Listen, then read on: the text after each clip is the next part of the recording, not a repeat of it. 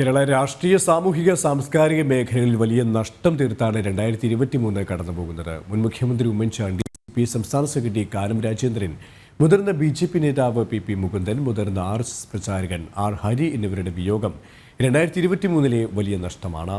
ഇന്നസെന്റ് മാമുക്കോയ, സംവിധായകൻ സിദ്ദിഖ് എന്നിവരും 2023 ഓർമ്മകളിലേക്ക് മറഞ്ഞു.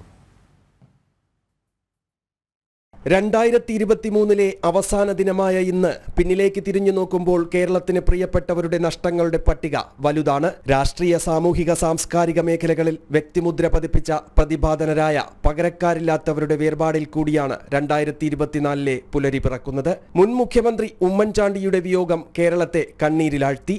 ജൂലൈ 18 ബംഗളൂരുവിലെ ആശുപത്രിയിലായിരുന്നു ഉമ്മൻചാണ്ടിയുടെ അന്ത്യം. അതേ മാസം 31 മുൻ മന്ത്രിയും ഗവർണറും സ്പീക്കറുമൊക്കെയായിരുന്ന വക്കം പുരുഷോത്തമനും വിടവാങ്ങി. മുതിർന്ന BJP നേതാവ് PP മുകുന്ദന്റെ വിയോഗവും 2023 തീരാ നഷ്ടമാണ്.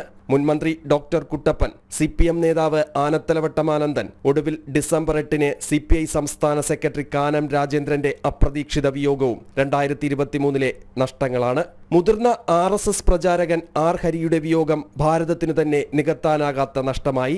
ഹാസ്യ സാമ്രാട്ടുമാരായ ഇന്നസെന്റ് മാമുക്കോയും ചിരിമുറിച്ച് നൊമ്പരമായി. അഭിനേതാക്കളായ പൂജപ്പുര രവി, കുണ്ടറ ജോണി, സുബ്ബലക്ഷ്മി, കലാഭവൻ ഹനീഫ്, സുബി സുരേഷ്, കൊല്ലം സുധി, വിനോദ് തോമസ് തുടങ്ങിയവരുടെ വേർപാടും നഷ്ടങ്ങളുടെ പട്ടികയിലുണ്ട്. പ്രശസ്ത സംവിധായകരായ സിദ്ദിഖ്, KG ജോർജ് എന്നിവരെയും ഒടുവിൽ പ്രമുഖ നാടക പ്രവർത്തകനായ പ്രശാന്ത് നാരായണനെയും അഭ്രപാളികളിൽ നിന്നും 2023 കവർന്നെടുത്തു. മരിക്കാത്ത ഓർമ്മകൾ സമ്മാനിച്ച മൺമറഞ്ഞവർക്കു മുന്നിൽ പുഷ്പാഞ്ജലി. ജനം, തിരുവനന്തപുരം.